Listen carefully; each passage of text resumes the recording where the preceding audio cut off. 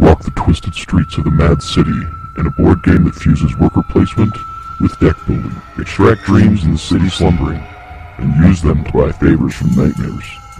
Procure special services in the bizarre bazaar. Score points through skillful play in Mother Gwen's Deadly High School and the sinister 13th District. Compete for the Wax King's favor and the ultimate prize.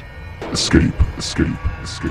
In this game, set in the sinister world of Don't Rest Your Head role-playing game, your opponents lurk around every corner, waiting to attack. Can you outsmart your friends and win the Nightmares game? Whatever you do, don't turn your back, don't turn your back, don't turn your back, don't turn your back, don't turn your back, don't turn your back, don't turn your back. Go to evilhat.com or www.kickstarter.com/projects/evilhat/don't-turn-your-back.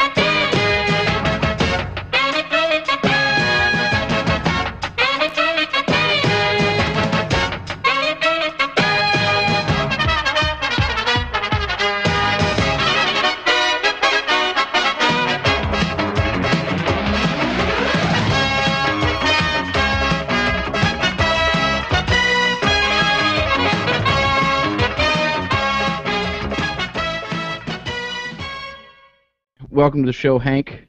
Hey, Hank. That voice you hear is the always enjoyable Stephen Blackmoore. He's been willing, proof that I did not chase him off, was willing to come back on the show and talk to us again. Stephen, welcome back. Thanks for having me. Yeah, glad to have you back. And like I said, I don't know if they caught it at the beginning, but like I said, I have pretty much read everything you've put out, and damn you, because you keep stopping my life. I actually bought what was that? What did I buy? It was the Count of Mars on audio. Mars. Yeah, on audiobook. So that's my next task. As soon as I finish this I'm about 3 chapters in the last my audiobook, and I just bought it. So I'm like, that's the next one I get to go through. I wonder how that's going to sound. The audiobook version of that is excellent. Is it? Okay. The guy that they got to do that is fantastic. I don't recall his name, but he's done a lot of stuff. I have my phone right here. I picked up the novel and started reading it. It came just before Mythbreaker came out, and I went and picked up Mythbreaker, so Count of Mars got put on the back burner. I'm still reading it, but if he reads it like I read it, then the audio, you're in for a surprise, Dennis. Okay. It's different from a lot of the stuff I do. There's no swearing and all that, so it's not my usual stuff. That's all right. I'm always down for something different. I kind of enjoyed the change of pace because of the from your earlier writing that I've already read and other urban fantasy fiction. It was like going back in time for me, where I'm reading innocent is not the right word, but it kind of fits. Like it just felt more like an innocent story, and it wasn't. No, I know what you're talking about. And the Count of Mars is a novel from a role-playing game, 1930s pulp, adventure kind of thing, and Chuck Wendig had done a trilogy in that. Harry Connolly actually did the follow-up to Count of Mars, but it's fairly clean cut. So when I wrote it, I was really trying to channel more of that, two-fisted adventure Flash Gordon feel more than anything else. So if it feels, and I realize that, not the word you were looking for, but if it feels innocent, that's what I was going for. Well, good that I was right a second time. But it was actually thoroughly, from what I think I've read the first.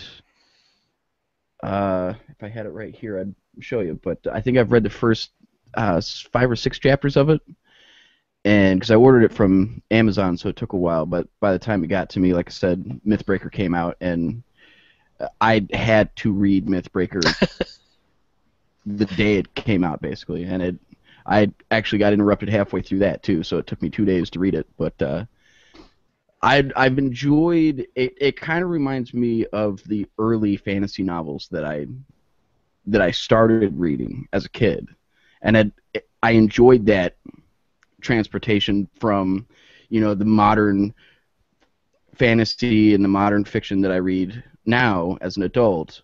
I enjoyed that transformation back to, well, this reminds me of a better time, for me at least. A less stressful time. So I don't know how anybody else interpreted it, but I interpreted it very positively. Well, thank you. That's what I was going for, and it wasn't written for a younger audience, but it's been I don't want to say promoted that way, but it definitely has that feel. Certainly when I've gone back to read it, I don't recognize it half the time, just because it is so very different from the stuff that I've done. And I know Dennis has quite a bit to say about Mythbreaker, so I'm gonna let him pretty much take over. But I did want to say, I couldn't stop. I got do extra wanna trouble. say Mythbreaker is now in the top probably 3 books that I've read in the last 5 years, because it was it had the same feel that I'm used to with your writing. It's very immersive, it's very cinematic, but it had this complete nihilism, like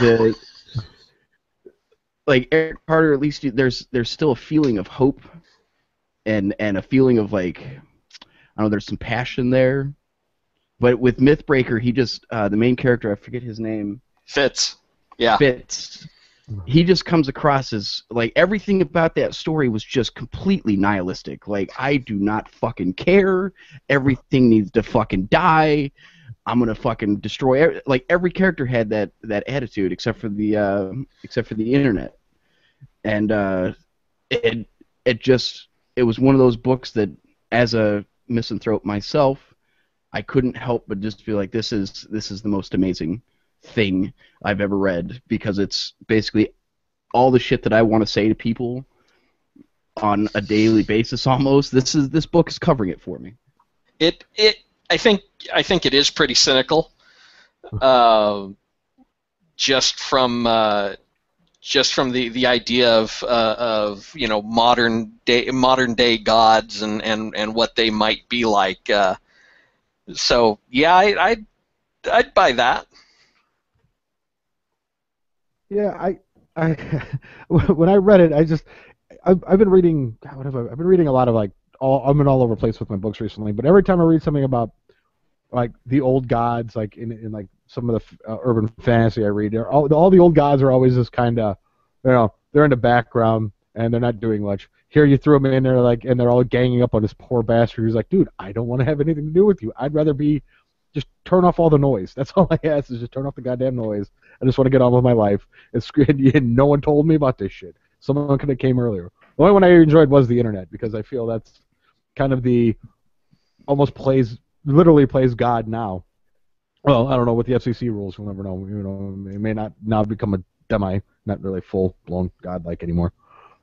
But that's how I felt. I just felt like it was really fun to watch, like, the man take on everybody. And he's like, yeah, I'm the man.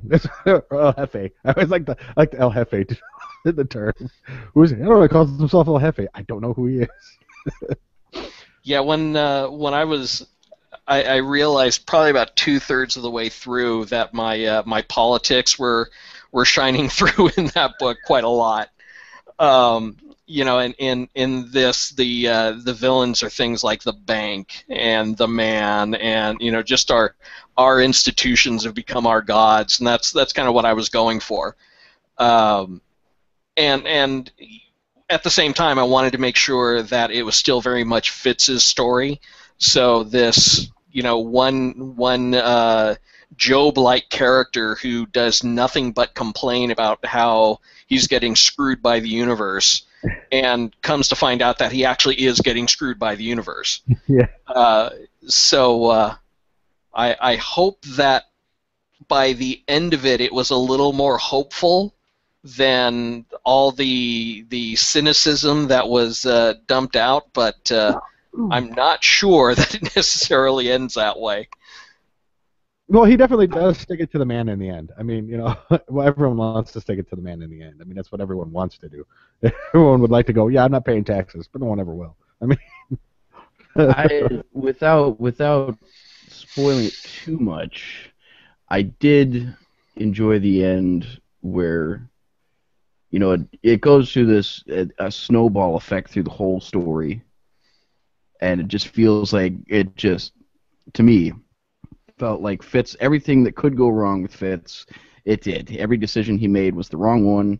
Every person he decided to trust, and eventually screwed him over or failed him. And then at the end, it was just like, as growing up as that rebellious punk rock kid that just said "fuck you" to everybody, that ending was like fist pumping in the air worthy. Although I now want another Fitz story. That ending left the door open for another Fitz story, so I want it. So no rush. No rushing on anything on that. No rush. Also, if there is another Fitz story, it's unlikely I'm going to be the guy writing it, just because it was this series. Chuck Wendig did the first one with Unclean Spirits, and then Pat Kelleher did a novella called Drag Hunt, which if you haven't read it, pick it up. It's hysterical.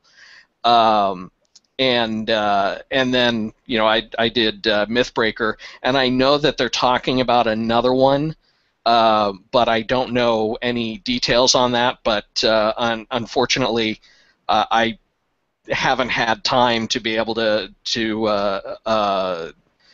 consider doing another one for them. They did ask, but I'm just up to my eyeballs right now.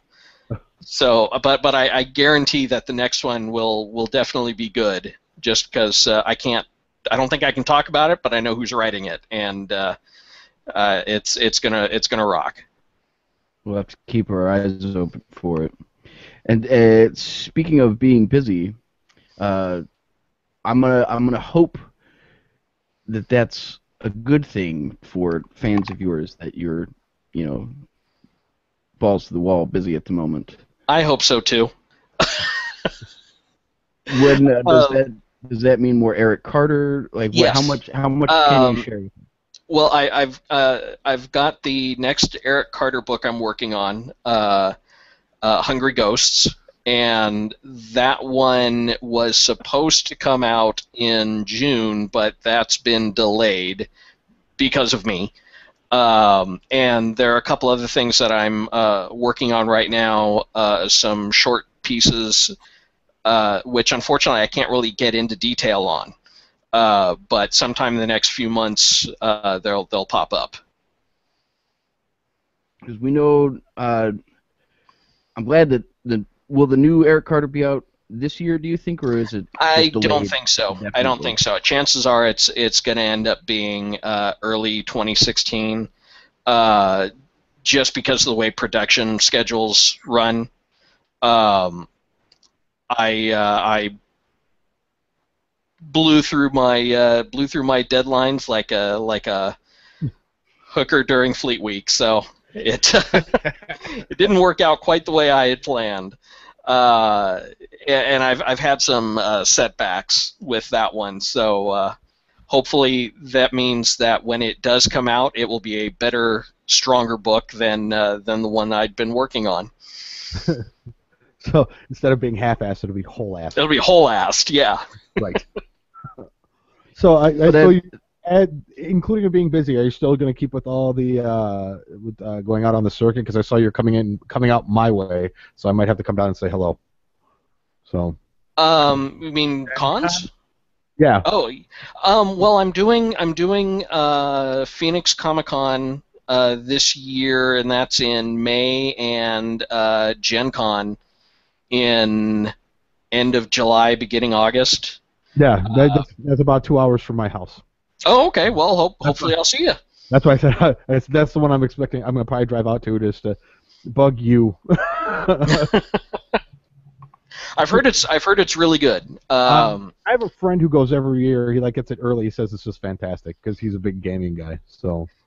Yeah, from what, because I've never gone to Gen Con before, but the last few years, from what I understand, they've been doing a writers sort of a con within a con, and I've had several people poking at me saying you've got to go to this. So, I figured this year I'll actually make it happen. That'd be awesome. And then in a year or so you can go to C2E2. Then that way I can go to either one. Because I'm in between both. They're both about 2 hours from me, so I can go to one or both, and then just like I stalk you and just be really creepy weird about it. If I'm bored. Okay. Gives me something to do. Huh? Then you can have two members of the oatmeal raising conspiracy that annoy you. Dennis, who shows up in every live event you do, and me bothers you on Twitter. Yes, yeah. I'm just not a technological person. Well, one thing is you guys can't bug me on Google because none of the links actually get to me. It has a safe haven. That's very good. It's a little there's happy places over on Google, so I can't get no one can get to them. Travis, I'm gonna talk to you. I'm not the one that bothers them on the internet. I saw the error of my ways, and I said, you know what? I'm probably fanboy gushing a little too much, and I went and bothered other people. I actually decided to spend more time picking fights elsewhere.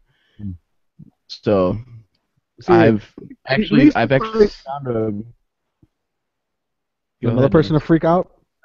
Well, no, I found an outlet for my my boredom on Twitter. I got you. Yelling about dresses. I'm gonna guess that's what you've been doing. And llamas. And llamas. Yes. And llamas in dresses. Speaking of which, because those are three things that have happened within the last couple of days of this podcast. We don't usually talk about current events. I didn't know there was llama dresses. There was a llama on Fox News. There was a llama on Fox News for what I have stayed away from that story completely because I don't want to know. And then there's the dress, which in one picture to me, like the picture of the dress, it's just the dress, like a magazine picture, it's black and blue. The picture that everybody's arguing about, it's white and gold.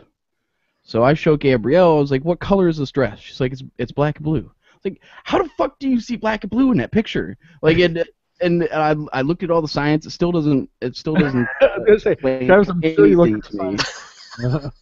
No, there was actually a woman who posted an article on the science of why some people see black and blue and some people see white and gold. It's a matter of your eyeballs not being able to matrix the reflective nature of the dress. Yeah, just the shading of the light, yeah. And trust me, I saw two different pictures today, and they sat them side by side. I said, I see a white and gold, and I see a black and blue. Are they two different dresses? I don't know why anyone fucking cares. We got other things to worry about. Like I missed misdirection. Huh? I missed every bit of this. I don't know what the fuck. Oh, you missed nothing. Okay. You missed absolutely nothing. I did, yes. I think that the internet just sort of collectively went, you know what? Fuck it. We're things have been shit for too long. We just wanna have something frivolous and people aren't getting killed. We're not talking about kids shooting each other or anything like that. It's just let's talk about llamas. Yeah. And Leonard Nimoy had. but yeah, you didn't miss it. Well, exactly. And today Leonard Nimoy dies. Yesterday, llamas and dresses. Today, Spock is dead. Yeah. When it's important, I catch it because I knew about that. But You the know, llama thing, I knew nothing of. The dresses thing, I don't know anything about. I watched the Dukes of Hazzard yesterday. That's what I did all day. I had a friend who was talking about Leonard Nimoy today, and he said, he wouldn't have been around this long if he would have worn a red shirt. So I was like, you're such a dick. I'm a little sad. Although Stephen, I think you just provided me another T-shirt idea. Although it wouldn't make sense a week I'm from now. so sorry. Yesterday, llamas and dresses. Today, Spock is dead. Spock is dead. It won't make sense a week from now, but It's got a really limited shelf life. yeah, if I could print them out and get them sold tonight, it would be amazing. But Tease Frank. I agree. I think the internet just went full stupid and said we're not going to worry about all the nonsense that's happening in the world today. We're just going to argue about the most trivial nonsense we possibly think of. And it was. And I didn't even find out that Leonard Nimoy had died until 5 o'clock this afternoon. So, because I was getting bombarded with dresses and llamas. And llamas in dresses. Don't forget about llamas in I dresses. I didn't see any llamas in dresses. We can fix that. Craig, get on I that. think I saw a few. Let me see what I can find. See if you can find me a llama in a dress, dude. Get on that. Somebody had to Photoshop the llama into the black and blue dress. Yes. I mean, why not? I think that'd be the great. If not, Craig, hurry up. Get on that. We can make... Thus is the power of the internet. Yes. Speaking of which, Stephen, what is your opinion on the FCC ruling and how that looks? For the future? Whole net neutrality thing. I am a big fan. I trust. I don't really trust government in general, but I trust companies a hell of a lot less. And hey, we have a picture of llamas in hats on the screen. That was close. We're getting there. Narrowing it down there. Yeah. Because I've read a couple of things that are disturbing on the net neutrality ruling. One being mostly that yes, it's protecting net neutrality on the surface, but it's not. Once you get a little deeper, it's not necessarily about protecting the free market of ideas and the democracy of the internet. I doubt it ever was. It's a great idea in theory, but the whole point of the FCC is to actually regulate these things. So, they're putting constraints. There we go. There we go. I think the thing on the screen is an alpaca. Damn it! Not a llama. Oh. Close. You're getting closer. They are in the same family. It certainly was fabulously dressed, and I realize that nobody who's listening to this, however long in the future, is going to know what the hell we're talking about. But an alpaca or llama in what looked like sort of blue and gold Egyptian sun god robes was just on the screen. So it was a fabulous alpaca. Damn it! We were talking about this at work today, and my opinion is I'm kind of a wait and see. I mean, right now it seems like a great idea, but it's like everything else. It's when the FCC and the governmental forces change hands from from Democrats to Republicans or whoever, That's where I start to get leery because the idea is great now, but it's the people down the line. There it Look is. at that. Okay, that's The internet Wow. day of Thursday. oh, I so wish people could see this. Oh, they can. If you guys are doing video, because I realize, I mean, my camera's borked, so I won't show up. But if you guys do video with this thing, I hope to God that shows up, because that was something special. Yeah. Oh, it will. Can you bring that back up onto the screen? I want to take another look at it. Okay, so we've got the FCC logo, the chairman of the FCC, some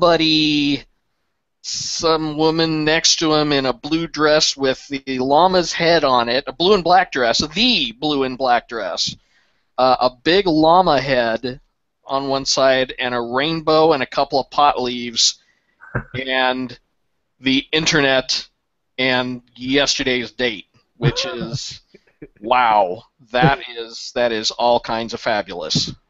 That just needs to be on everybody's wall. Everybody needs to have that. That needs to be a poster, a T-shirt, a wallpaper for cell phones. And I need to track that down.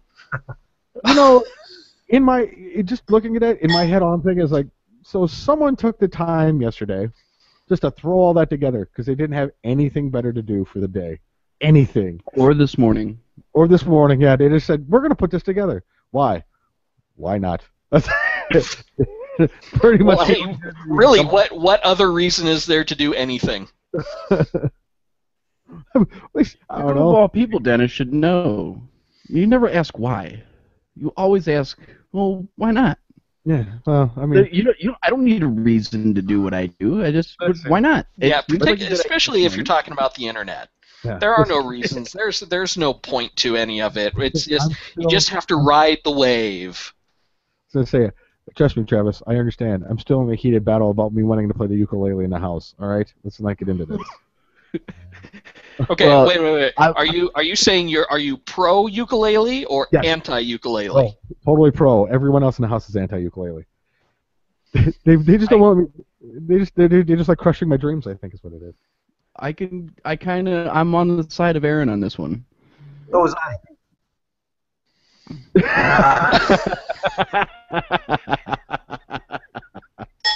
Okay, that's not even an alpaca. That's like a terrier in an Ewok costume. That's amazing. If I had a dog, he would have. The internet is such a wonderful place. Wow. That's why I can't wait to get a dog. So you know what? You realize what's going to happen next, though, with the whole llama dress thing and everything, is somebody will make porn out of the llama in the dress. Yeah. If they haven't already. I may have to go look for that. just to know, has somebody made llama dress porn? There's got to be a gift somewhere. And you know what chances are, it's not only is it out there, but it probably showed up before all this happened. It's probably been out there for years. They're Somebody's prophetic. got some llama dress kink, and it's out there. Just let that. Oh, hey, there you go. Two llamas in wedding garb gear.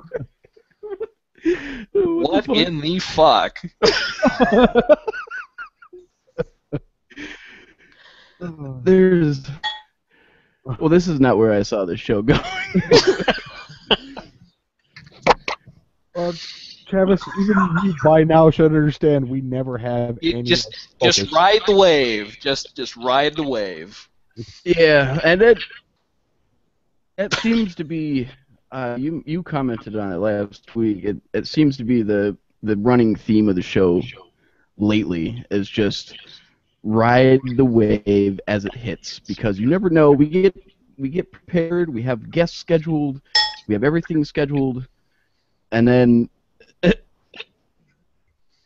And then you get interrupted by white and black llamas on the screen with convenient labels and arrows pointing to them.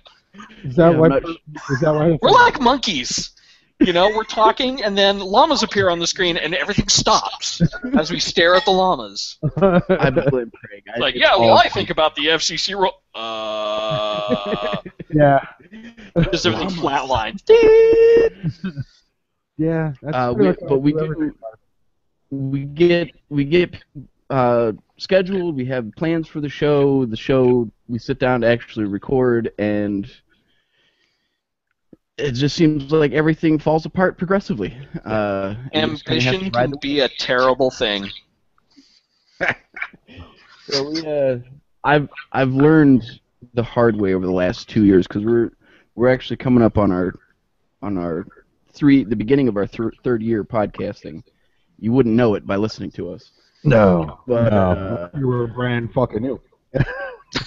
Production values have went up. I'll give it that. Production values have went way up. I had to learn the hard way, because when we started, I thought we were going to be overnight sensations. People were going to, we were going to be the #1 rated podcast, because I had all these ideas for what we were going to do on the podcast, and I had all this shit that I wanted to say. And then it took, I don't know, 6 months before we got any feedback from anybody, and that was the only feedback, which is why we say thank you, Hank, and hello, Hank, and goodbye, Hank, every show, even though Hank has asked us to not mention him on the show. We refuse to. Hello, Hank, whoever you are. Take that back, Travis. He asked you. Never sent me anything. I'm okay. So there. He sent it to our old show email, so he was talking. Well, this is a new show now, so. Well, I personally would like to thank Hank. There you go, Hank. You have yet another person thanking you. See, I don't know why Hank.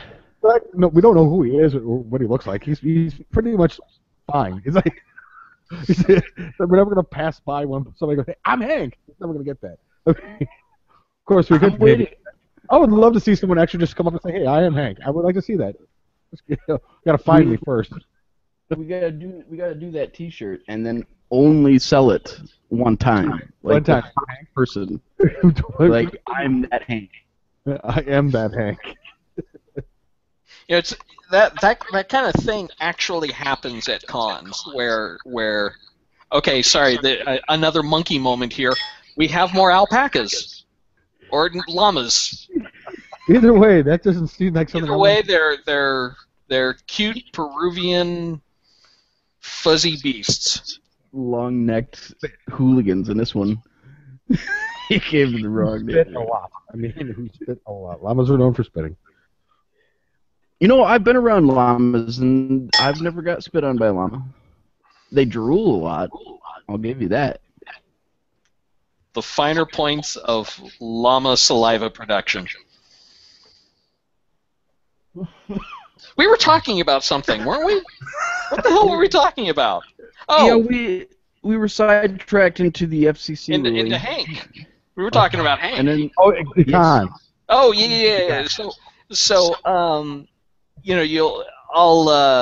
Holy shit! I'm the one. I know so many people only by their Twitter handles. I don't know their goddamn names. I know their Twitter handles, and that's it. So, God damn it! Every time you throw up another llama picture, this happens. So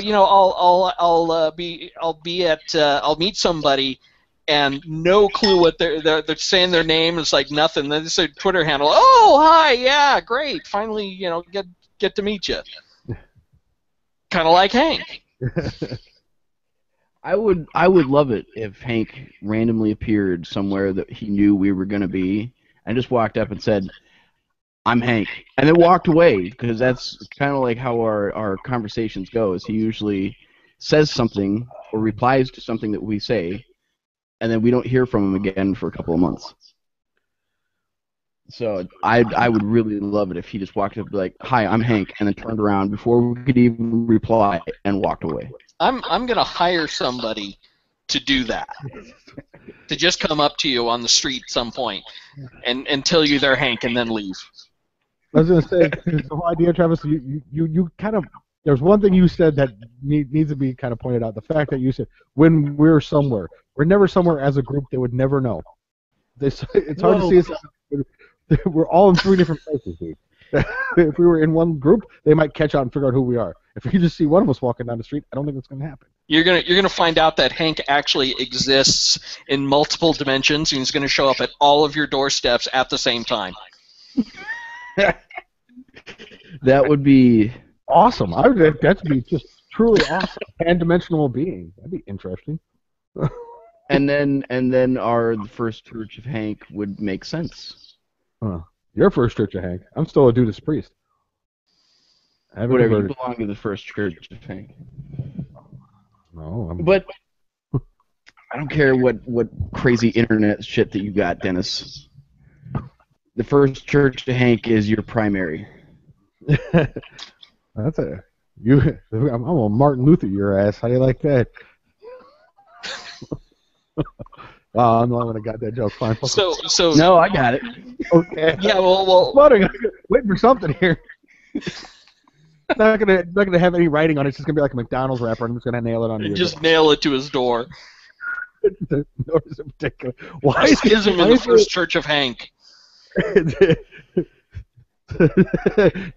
Travis opens the door next day. There's just a McGriddle wrapper just nailed on his door for no reason.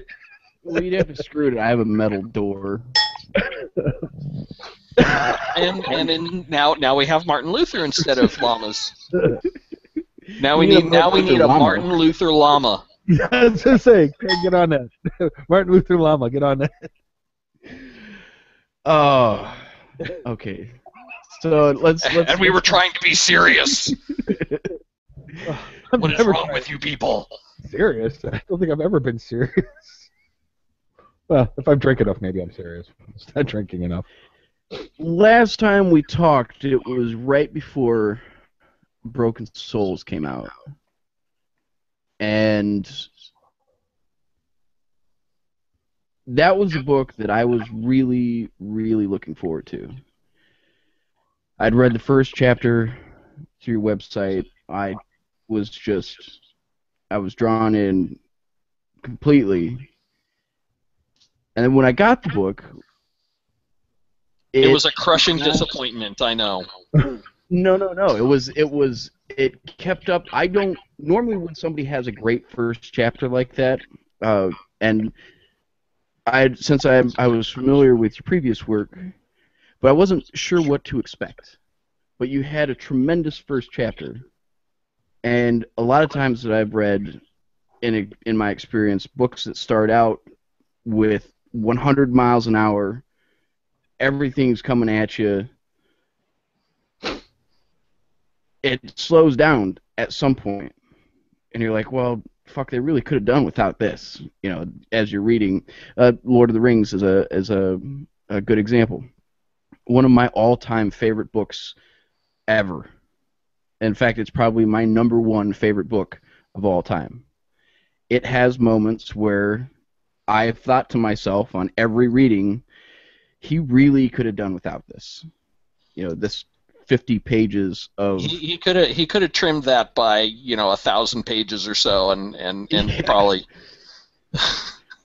And it would have been just as good a story without some of the lulls and detail that he added. Although I'm happy that he did, because it helped out with the future, with movies, cartoons, artwork. But it's stuff you don't really need. I have to say, though, that never happened. It hasn't happened in any book that I've read from you. It's the pace you set at the beginning. It either gets more intense or just keeps that pace and never lets you down. Like Black Soul or Broken Souls was just 100, like balls to the wall, 100 miles an hour the whole way. And you get to the end, you're like, it's abrupt. You're like, fuck. God damn it! Now I have to wait until he puts the next one out, and then you just sit here and you're thinking, what's the next book going to be about? How could he possibly top what he just did? This book all this fucked up shit just happened. I have no way to deal with it. You're gonna send. I think you're gonna send Dennis and I to therapy eventually. Yeah, because I think I talked to you right after I finished the book. I'm like, God damn it! I was all mad. So I said, so I came up with the T-shirt design. I was like, every time he gets me, he's fucking sucker punching me. I don't even see it coming. Pow! Right there in the face. It's like button hooked. I don't see it coming. God damn it! So not cool, man. That's all I'm saying. Yeah, I've gotten some people have liked the way Broken Souls ended, and some people felt it was too abrupt, and I can certainly see that. It does. I got somebody made a point that it didn't feel complete.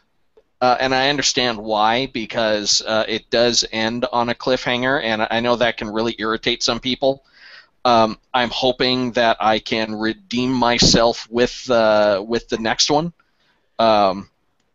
because he's at the end of Broken Souls. Eric Carter is more screwed up than the end of Dead Things, and so as I start Hungry Ghosts,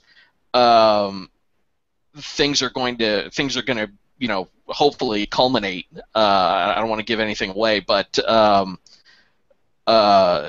it does wrap up a lot of that story that I started in Dead Things. I'm still planning on doing more Eric Carter books, provided that the publisher will actually let me.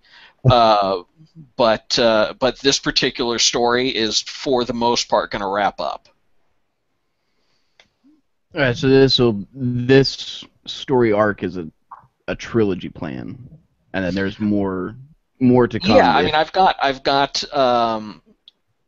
other ideas for other books. I actually have 3 more planned, and I'm pulling off of seeds that I've put into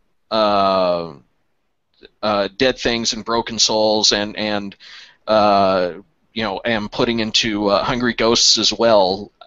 So yeah, this particular story arc might be complete, but it isn't the end of Carter's stories. And I know you probably can't or wouldn't share, so I'm not gonna be too disappointed with the lack of detail. But so you have Dead Things, you have Broken Souls, you have the next one, Hungry Ghosts, that'll wrap up kind of the story arc that he's going through. I'm going to guess that it has a lot to do with I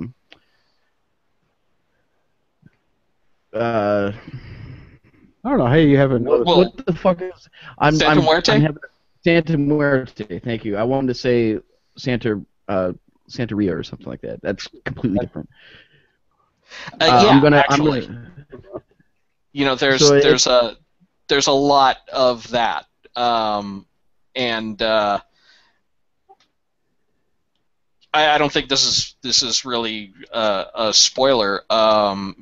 Because he ends Broken Souls mostly just pissed off and wanting to burn everything down. And Hungry Ghosts is a lot of him doing that, or at least trying to. I for one, that's probably the only book that I'm looking forward to so far this year. There's others that I'm eager to get, but I'm looking forward to the next Eric Carter story. Craig, are you just showing off your collection of weird glasses and shit? Yeah, I'm only seeing a little picture of him. So yeah, Craig just sitting back there with the disco lights going, and you're putting on.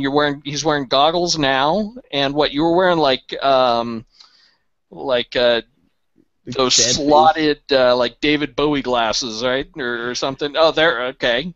Yeah. Yeah, these.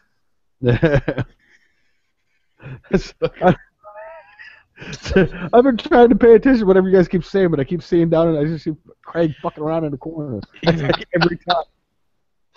Craig's new mission in life is to derail. Uh-oh. Okay, hang on. Uh-oh. All right. Okay. Oh, Okay. yeah, I'm trying to draw pictures on the screen and it won't let me. Oh. Well, there you go. Yeah, with your camera being down, it might disable draw. Oh, yeah. But I've been looking forward to the next Eric Carter, and we do have the Haunted Futures to look forward to, because that was announced, the Ghostwoods books. Mhm.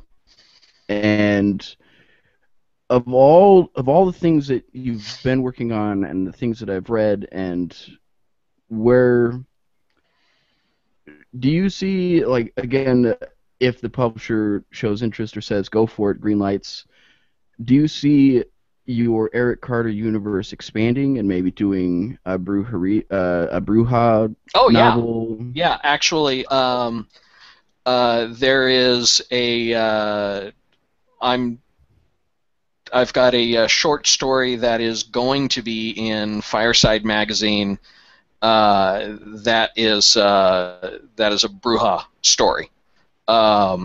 Also, there is City of the Lost, which is before Dead Things, and it's the same world. Yeah. And Are you gonna revisit Joe Sunday at all? I'm maybe.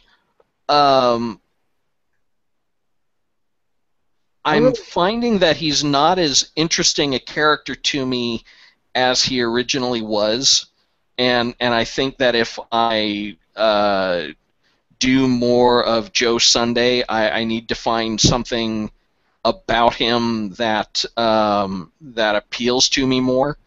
I like the character, but at the same time, he's designed to be fairly. I don't want to say two-dimensional, because I hope I didn't make him two-dimensional, but he's fairly simple. Disposable.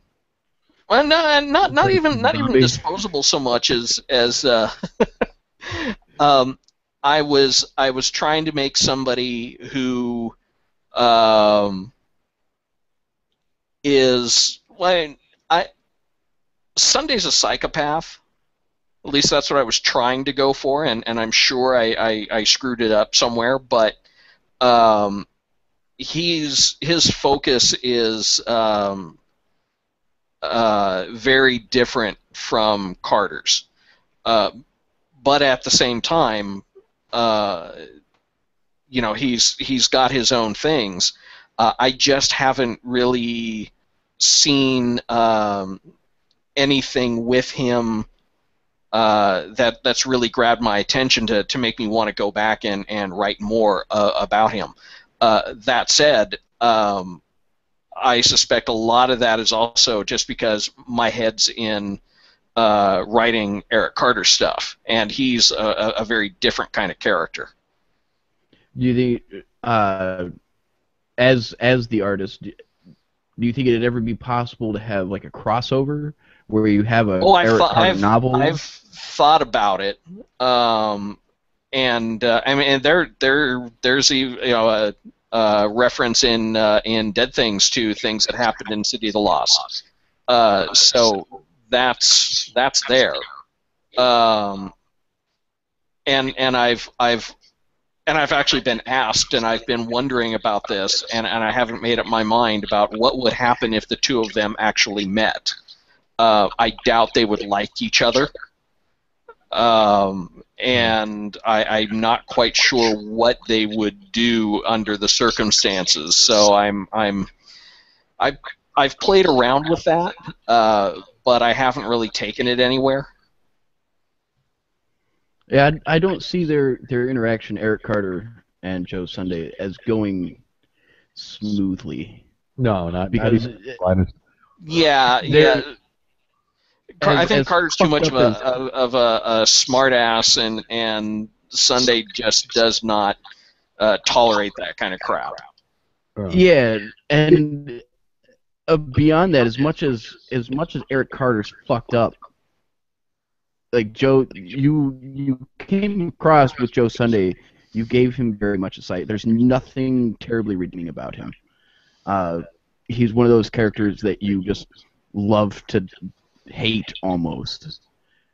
You understand that his struggle is for survival, and he does what he's got to do to stay alive. But there's not a lot that redeems him, as he is a good example of the anti-hero. He's everything he does is pretty much on a selfish level. Oh yeah, yeah. He's I think even more so than Carter, and I think Carter's a very selfish character, to the point of narcissistic. But I think Sunday is really, and I tried to write him this way. He cares about himself and very few other things. And in City of the Lost, those things end up betraying him. So, that ends up really kind of driving him, I think, deeper into his own particular goals and his selfishness. And with the things that happen to him in the book, I don't see him getting better. And he does seem to be falling down a very large black hole. You even make him fall into a literal hole during Broken Souls, which I don't know if that was a purposeful alliteration or if that was just that was a great part of the story, though. It's like you feel like he's falling apart and he's just falling into a figurative hole, and then he actually falls into a hole. I don't think, at least for myself, I don't typically plan out themes or metaphors. With the Carter stuff, there are a couple that I do hang on to, mostly for my own reference, to kind of guide me through writing the story. But there are stuff that people may have pointed out to me like that that never occurred to me as being something more than wow, I just need a scene here. I need something to happen. Hey, this sounds good, and because I'm a crap planner. Yeah, I really am. I've talked to some people. I know some people who have multi-book series, and they've known the entire thing since before they started. I know maybe 2 or 3 books ahead, and even that is that's iffy. So yeah, I if there are themes in there that you're seeing, chances are it never even occurred to me. I'm not saying they're not there. It's just I didn't. It wasn't intentional. As a reader, I think there's a level of, you can read a spontaneous writer. You can kind of read that they tell the story as it's inspired, and then you can tell a more thought out, scheduled writer, like, this has to happen on this book, this has to happen in this book, this has to happen in this book, and then I just fill it all in as I'm going. So I don't know about that actually. Just because there are the subconscious works a lot, and I think every writer runs into this, where, like I was just talking about with things that I don't intentionally put in. There are things where I will see later that I set up, earlier, and didn't even occur to me that I was doing that. And I think a lot of writers do that. But also, when reading a finished product, there's really no way to tell what went into making it. The scenes I have the most trouble with, that take me the longest, are fight scenes. So it may end up condensing to 3 or 4 pages, and it took me a month to write, just because I've got a big chunk of text, and then I'm whittling it down, and things aren't working, and it's just not flowing well for me. I have a lot of trouble with that. But when you read it, it could, it may only be 2 or 3 pages, and so you can't really, I think, see necessarily how much work actually went into I think any book. Every writer's different, and everyone approaches things differently, and there are some people who are great with some kinds of scenes and really struggle with others. So yeah, I'm not sure that you can. I mean, I can't tell just what went into a particular piece of writing.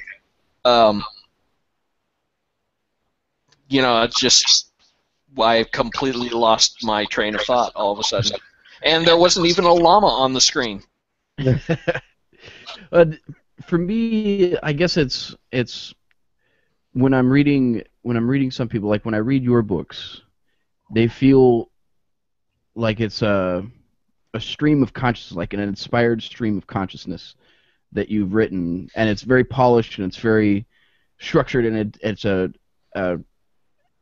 good book through and through. But then when I read other people, it feels very planned, very structured. Like things happen in a specific sequence, and I guess it's just the way that I read the book itself, and it may not be that person structured their story specifically.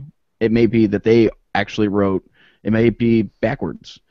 They actually wrote stream of consciousness, and this is exactly how it happened in their head, and they just wrote it on the page.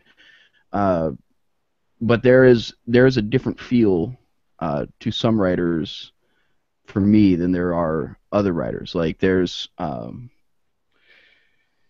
this. I'm looking at a pile of books that's on the floor. As he runs away. Peter Hamilton. Peter Hamilton's a good example of somebody. This is the reality dysfunction. Yeah. And he's somebody who feels. I mean, this book is like 2.5 inches thick. Well, that's all 3 books, right? No, this is just one of. This is the first. That's the first one. Yeah. What is this? Is this the Night's Dawn trilogy? Yeah. The reality dysfunction, the Neutronium, Alchemist, and the Naked God. Yeah, and all 3 of them are like 2.5 inches thick. They're frighteningly long books. But he's one that feels like he has a equation when he's writing. This equals this equals this plus this plus this equals this. It's very structured. And again, maybe not a good example because this is space opera, you're urban fantasy fiction. But well, I think also particularly with that's an epic science fiction, and I really enjoyed those books, and I typically don't like I typically don't like epic stories, and I honestly have no idea how he managed to keep everything in his head as he was writing it.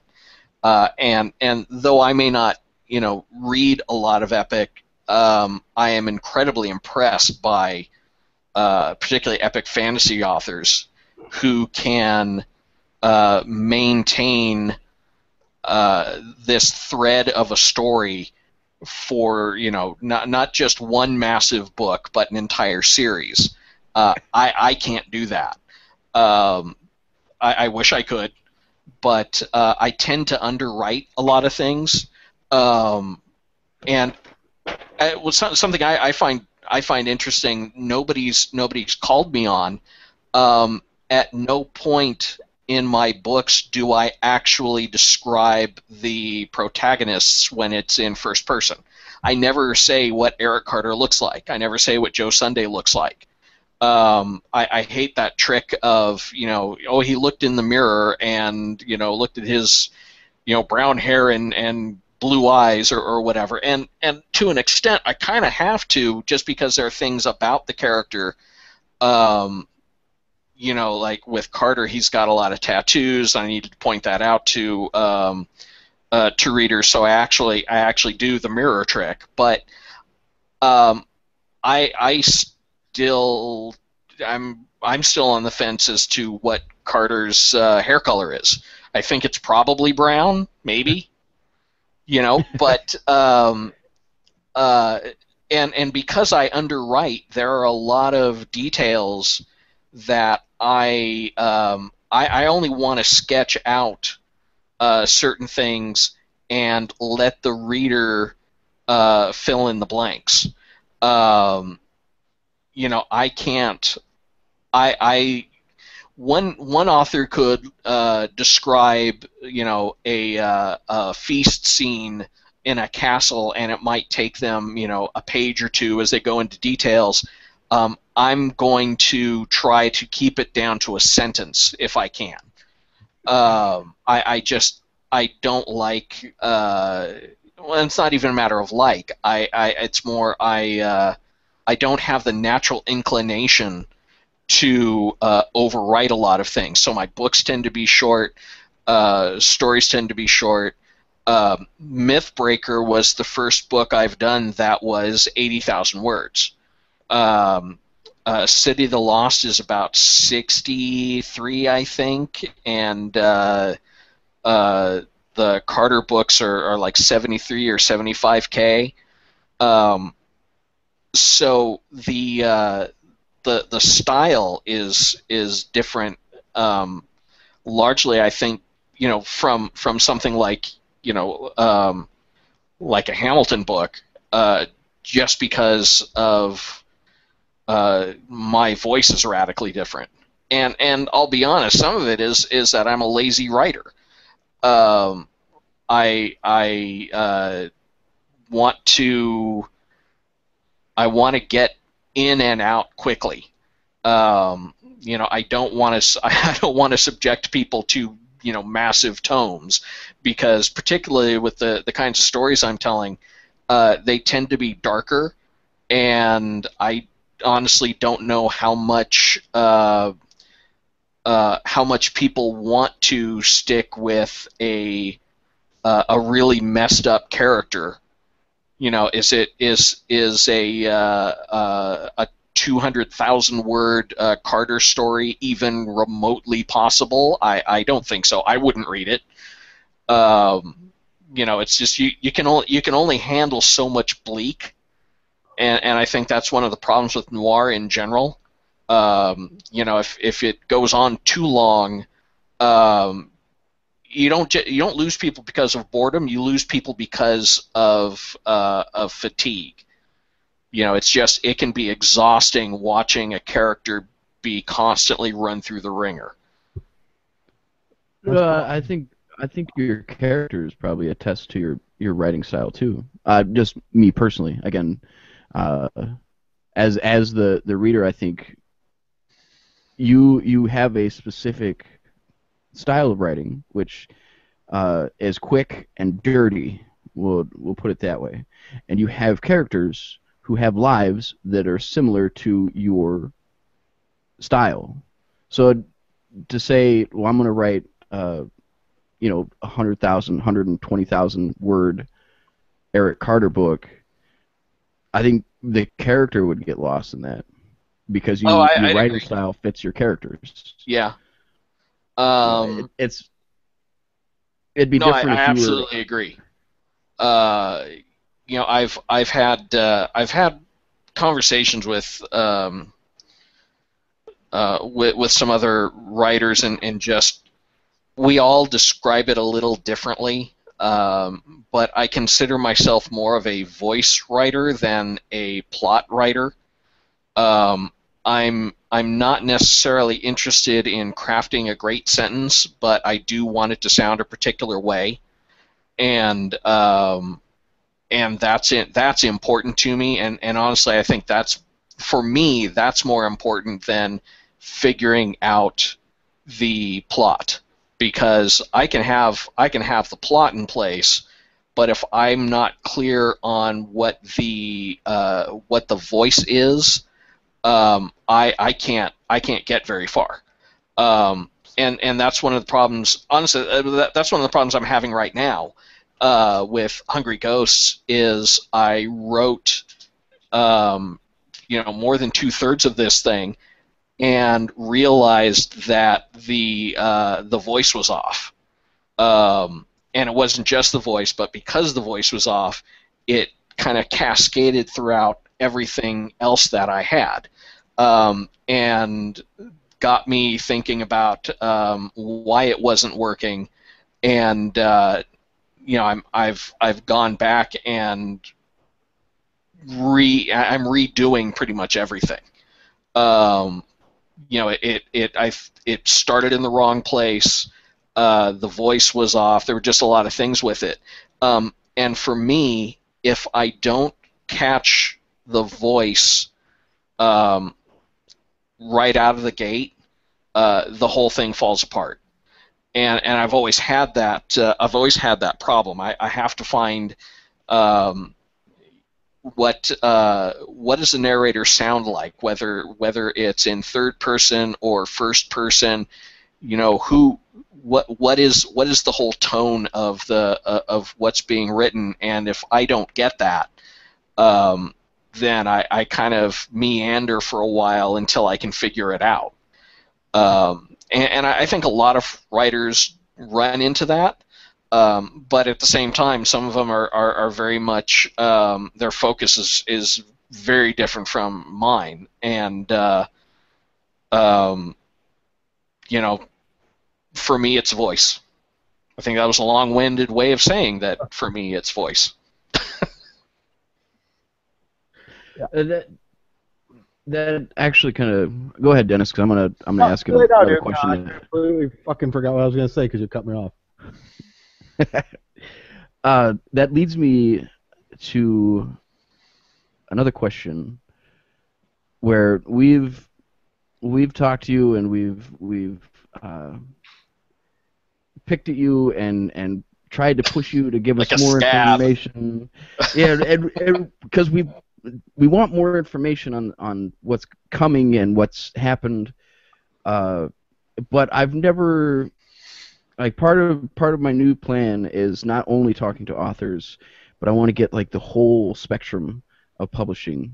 Somebody from the whole spectrum of publishing. We've covered the authors. We've had Richard Cheeley on. He's the copy editor.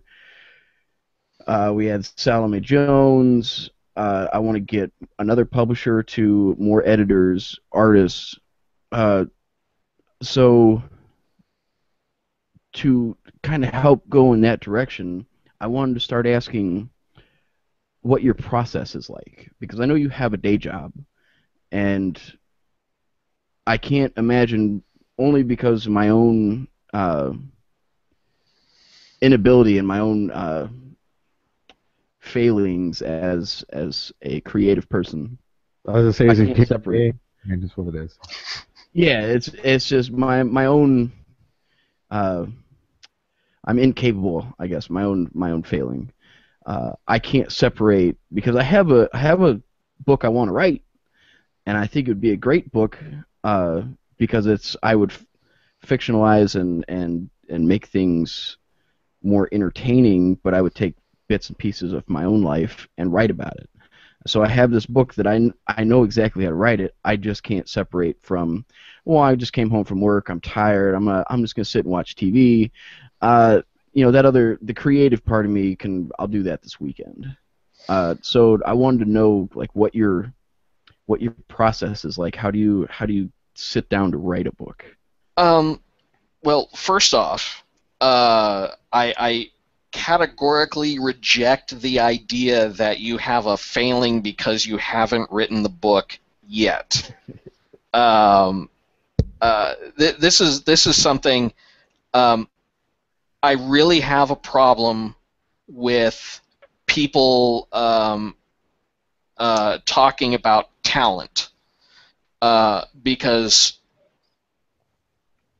I think anybody can write a book. If you can string together sentences, you can write a book. It may not be a good book. It may not be a long book. It may take you a really long time. But um, you know, uh, all first drafts suck. Some may be cleaner than others, but I refuse to believe that there are some people who simply cannot write. Uh, because it's hard work, no matter what. You can be the most talented or talented person around, or a complete hack, and no matter what, it's still going to be a lot of work. Um, and I think that's really the crux of it is you simply have to do it. Um, it comes down to uh, sitting down and just getting the words out. Um, what's kind of maddening about that is, and I've had this for a really long time, and only recently have I really started to examine this more closely. There ends up being this big emphasis on word count. How many words did you get today? How many pages? How many chapters? And when you're working toward a deadline, that becomes important because that's how you measure your progress. How far how far are you to ending the book? Oh, well, I've got X more chapters left, or I'm at 70,000 words and I'm shooting for 80, and things like that. But there's a lot more that goes into it that I think we don't pay attention to enough.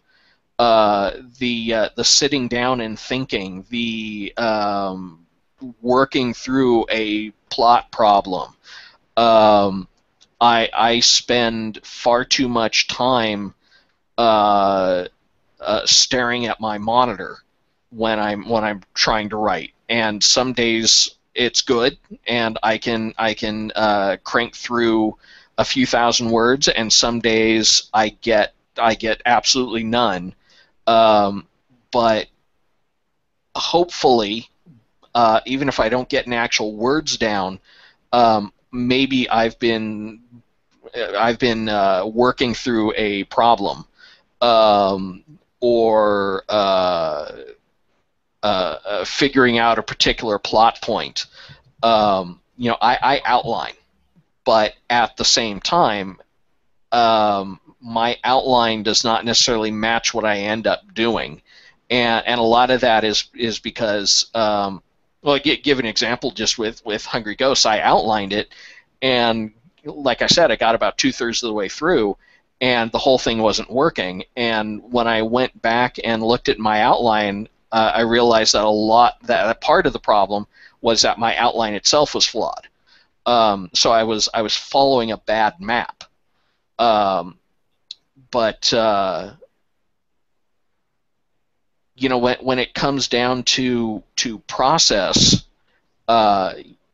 there's a lot of sitting down and getting the work done, but there's also a lot of sitting down and just thinking. I've got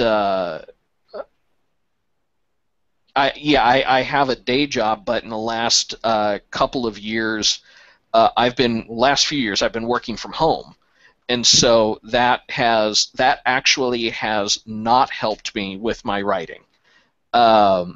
Yeah, I don't have, on the plus side, I don't have a commute right now, but on the downside, I don't have a commute. And I realized that I actually figure out a lot of things when I'm driving. And without without that, it's definitely gotten in my way because I've had to figure out different ways to kind of kickstart my brain into getting into a particular zone where I can uh, just think about things. Um, so that hasn't necessarily worked out for me. But when it comes down to just nuts and bolts, process. I work during the day, and then I sit down and I work on writing. Sometimes that goes okay, and sometimes it doesn't. It doesn't more often than I'd like it to.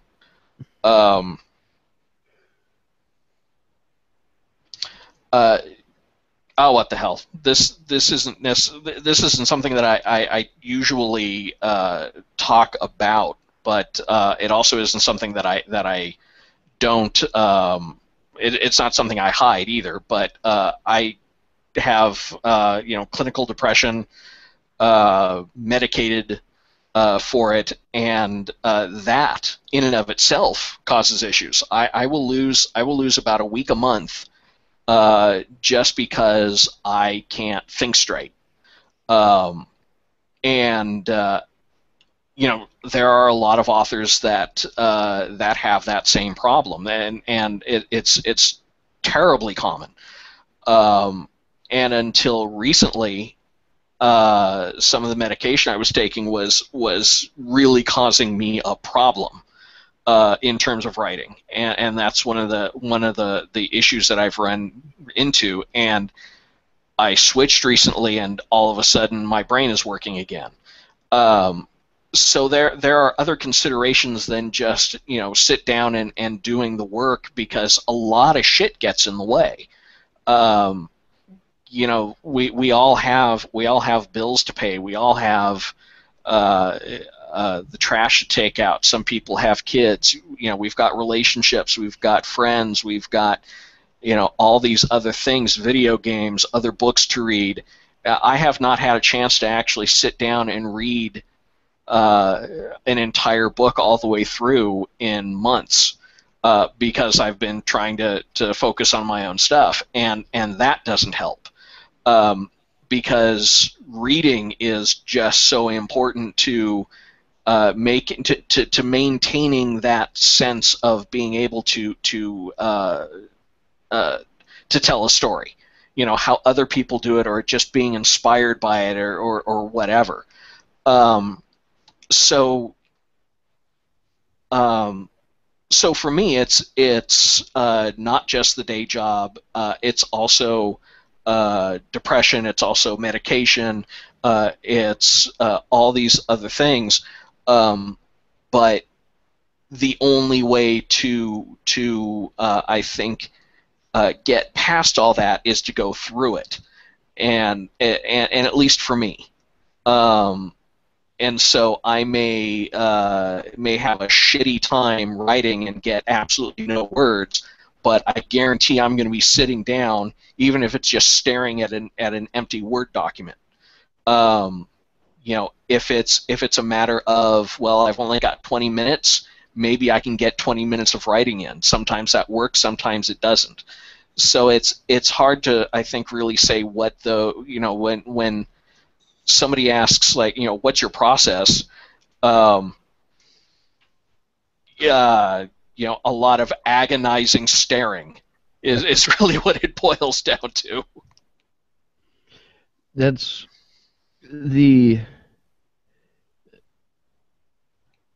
I might just have to invite you to come back on so we can cover Stephen Blackmoore, the person, uh, and not even talk about as somebody who, like, I've been diagnosed with almost everything you can think of. I reject most of it because therapy in and of itself is both good and worthless at the same time, in my opinion. The bleakness that comes with clinical depression, like that darkness, which is what has inspired my misanthropy and my hatred of everything. Uh, because if it's something that other people enjoy, I hate it because they're enjoying it and I'm not enjoying it. So therefore, fuck that. I don't want anybody else to enjoy it. But does that lend its voice to your writing and to your creative process? Do you have like moments where it gets just so dark and you look back and say, well, fuck, that'd make a great chapter for one of my characters? I don't think so. Just because I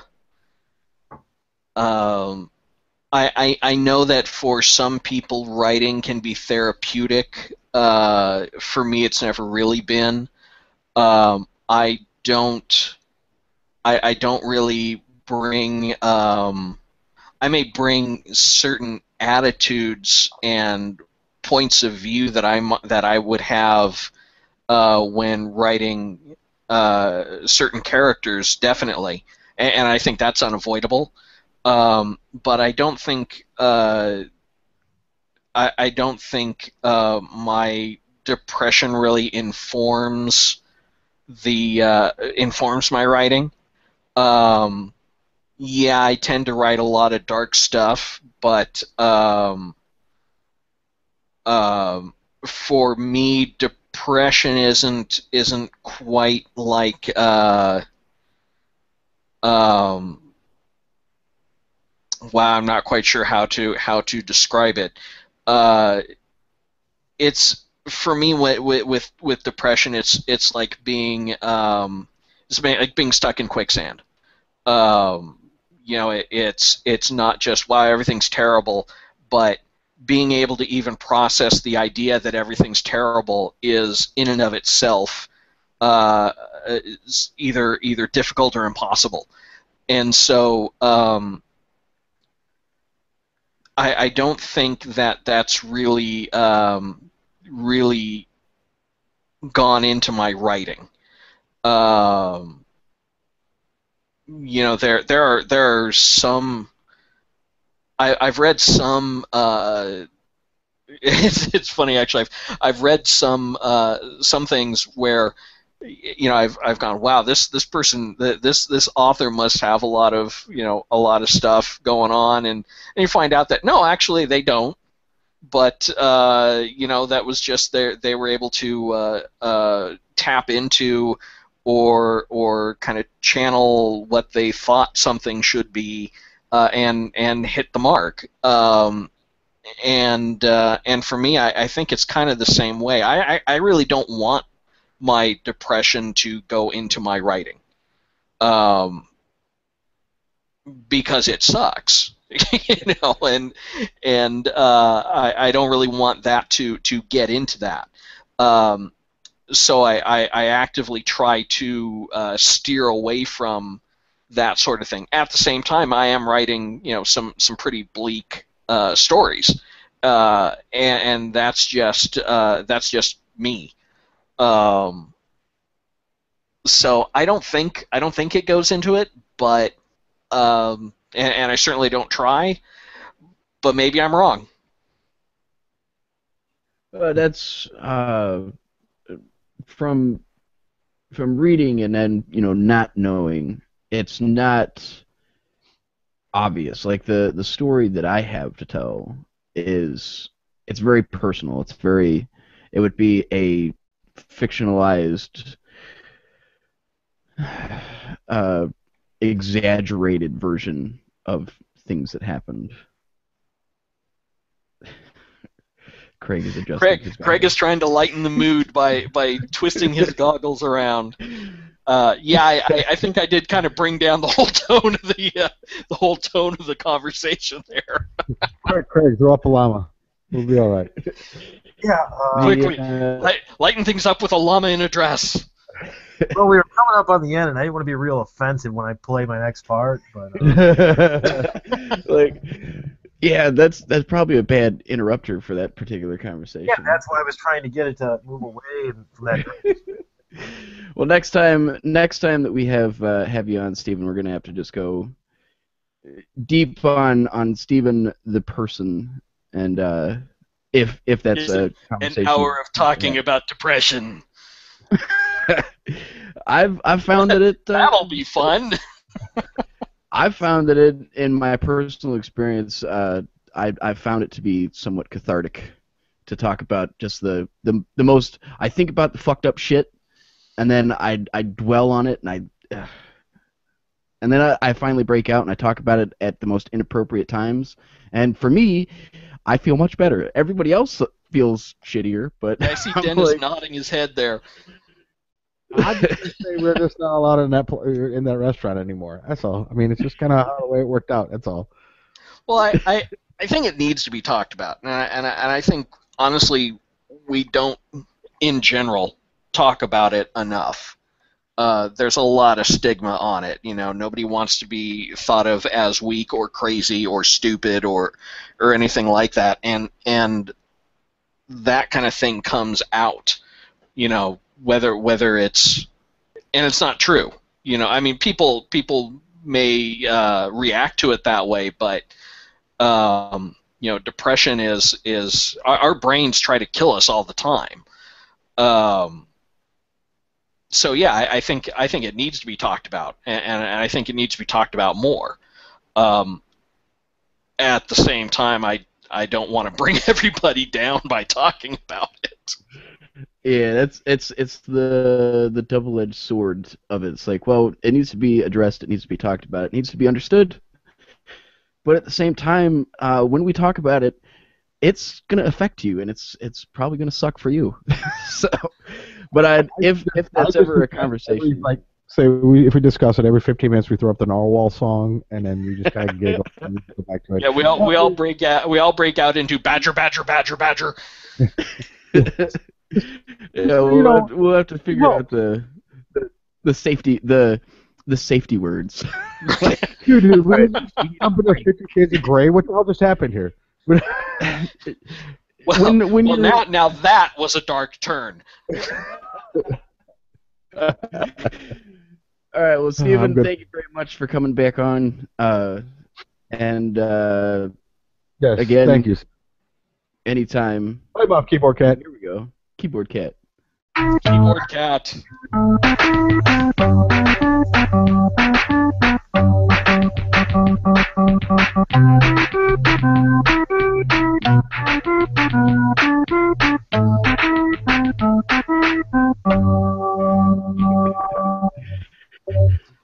I wonder how many stitches that guy got after that recording. Get out of him. Well, thanks very much for having me on. I hope I didn't bring down the tone of the conversation too much. Not at all. Not at all. Although now I'm ourselves just by talking. I mean, it doesn't matter. I ruin everything, so we're okay. The only depressing thing you told me is that it's going to be at least a year before the next Eric Carter. So that's well, hopefully not. Hopefully less time than that. But yeah, I'll hope for it. But, thanks again for coming on. I know things got messed up a couple weeks ago, and thanks just for being flexible enough to say, let's reschedule it. And hey, no problem. And you know, technology is finally worked for us. Yeah. It wanted to fuck with us at the beginning. It did. It took us like 20 minutes just to get everything going. Yeah. I had to physically write out the link to send it to you because we couldn't mail it to you, we couldn't email it to you, we couldn't send it directly through Google Plus, we couldn't do it, so I had to type it all out on my phone. But thank you for putting up with us once again, and we hope to have you on again and pull the hat trick. And then hopefully I'll be out at Gen Con and I'll say hi. Yeah, Craig, looking forward to meeting you. Craig, you gonna come with? Yeah. Okay, so Craig and I will say hi. Travis, you're not your allowed to selection of sunglasses. I may have to bring them all. come. That's your And cosplay. Travis is not allowed to go there. Yeah, I'm not Right. going to get out. Unfortunately, I'm not Well, going to you could. You could, but someone might argue with you on that fact. You can go. You can go anytime you wanted, but you might not have a home to come back to.